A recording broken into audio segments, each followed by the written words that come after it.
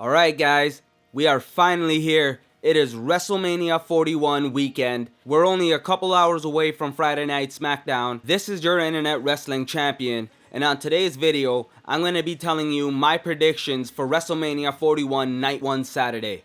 Let's get into it. Alright, so the first match that we got is Jade Cargill versus Naomi. So I know the obvious decision here would be Jade Cargill, and that is my honest prediction, because honestly this would be a waste of a year for Jade Cargill if she spent 6 months plus on the shelf only to return and lose at WrestleMania, because she's been on a warpath for the last month and a half. And another thing I want to point out is that with everything Jade has accomplished in the women's division and everything she has contributed into making it what it is today, I could totally see her letting Jade get the pinfall over her at WrestleMania. That's kind of what her legacy is going to become, right? It's that she paved the way for acts like Jade. So I totally see her letting Jade get the win over her. And not only that, after WrestleMania 41, we still have so much room for storytelling for Naomi. This is the first time she's been a heel since I think 2015, 2016.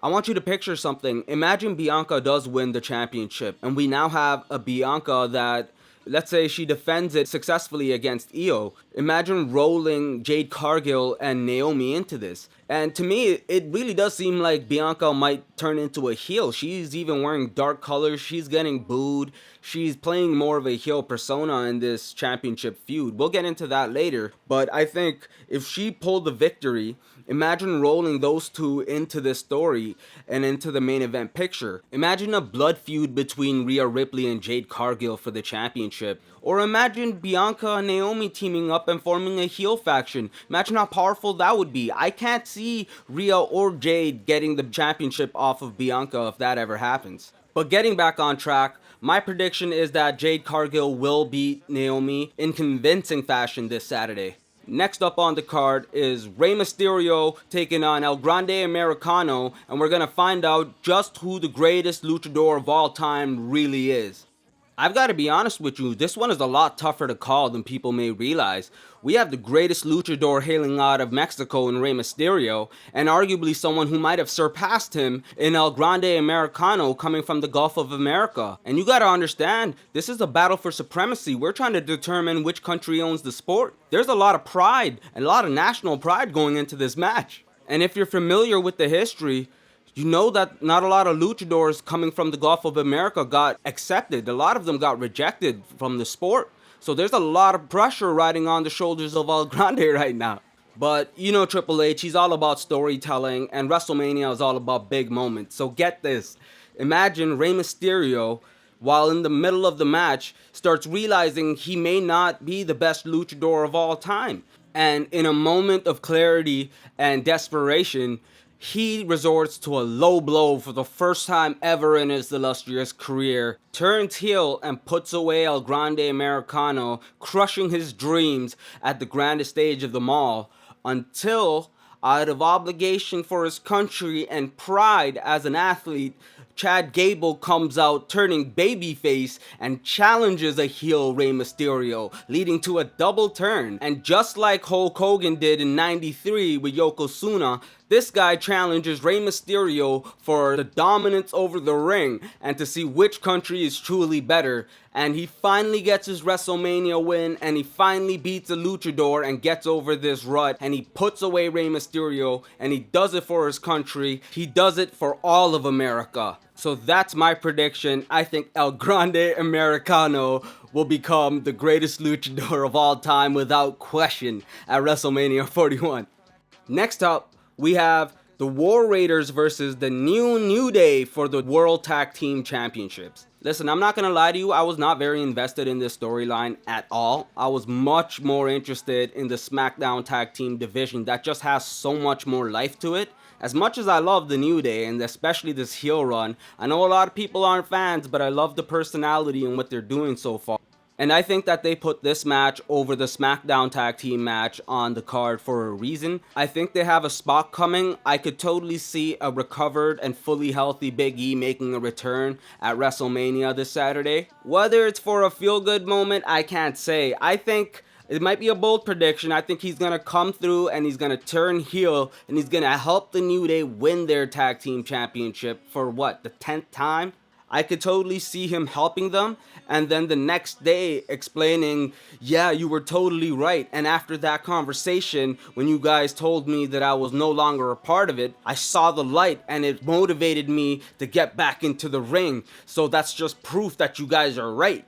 And he joins their faction. I think that would make for a very interesting narrative and it would only serve to further the story between these two because the New Day and the War Raiders have set up a very good blood feud between the two because the New Day tried to take them out after they just returned from a neck surgery. So adding Big E as a part to match them in power would really add another layer to the storyline. And I think that would be the best choice. So that's my prediction. The New Day wins and take the titles from the War Raider with the assist from a returning and heel Big E for reasons they'll explain on Monday. So next up is for the US Championship, LA Knight versus Jacob Fatu. Not much to say about this match. I think everybody across the board believes that Fatu is going to win. I'm of the same belief, unless Solo tries to interfere and screws the pooch. I hope that doesn't happen, but I do believe that Fatu is going to run through LA. I think they're going to keep this monster push going, and I think he's going to steamroll the guy and take the US Championship at WrestleMania Saturday. Next up, Tiffany Stratton versus Charlotte Flair for the Women's WWE Championship. I don't know why everybody's so worried. I do not believe that Charlotte is gonna win. If she does win, I'm gonna be stunned, but I don't think even then it's gonna be as harmful as people think. Charlotte wins, so what? She's just gonna drop it to Tiffany down the line.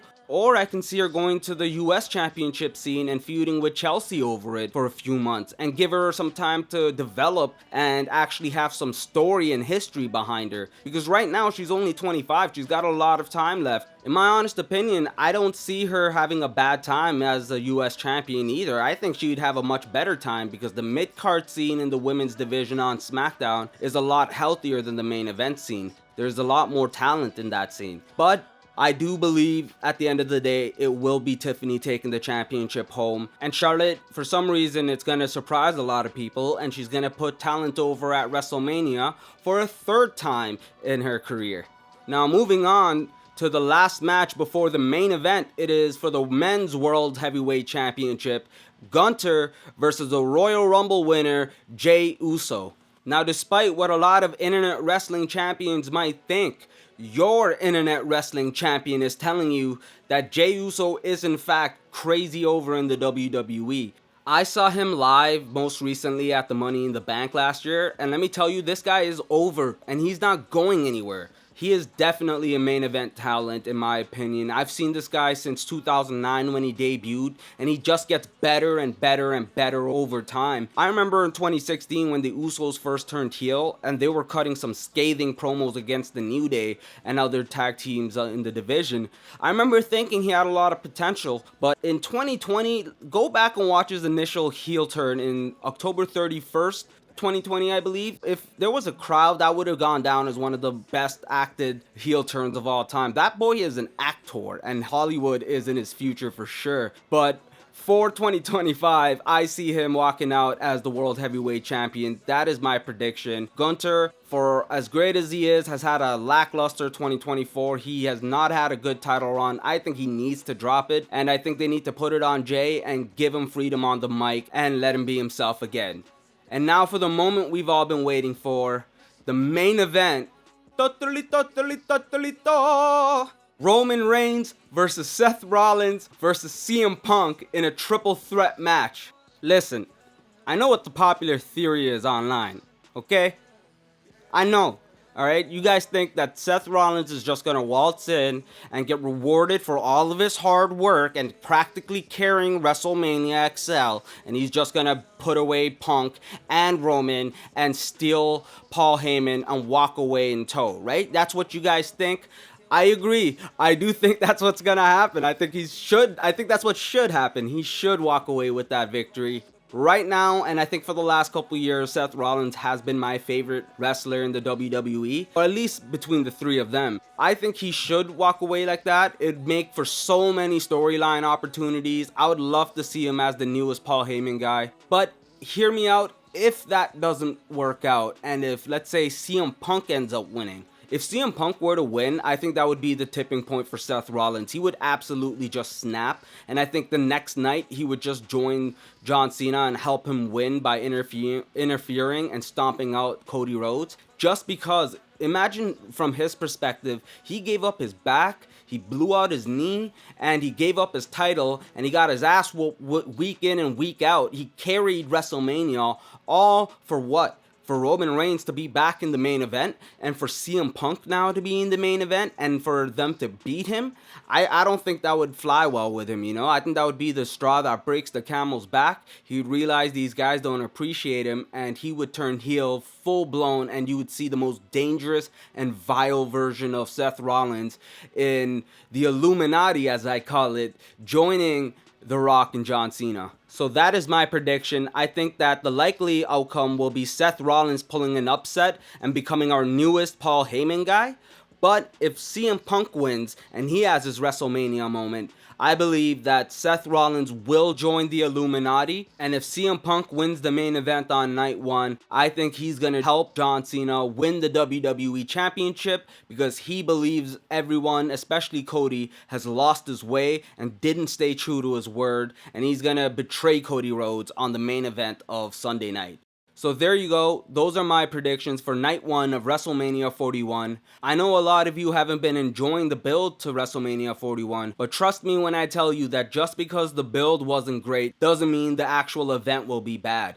That's what happened in WrestleMania 31, and that was one of my favorite to watch, and I'm telling you, I think there's a lot of special stuff in store. I would be very surprised if they really do drop the ball for WrestleMania this year, but honestly, I wouldn't give up because they've dropped the ball at WrestleMania before and kicked ass immediately following it. An example of that is WrestleMania 32 and the new era immediately after that. So keep your head up. I hope everybody enjoys this WrestleMania weekend. I hope everyone has a good long weekend. Happy Easter, everyone. And until next time, take care.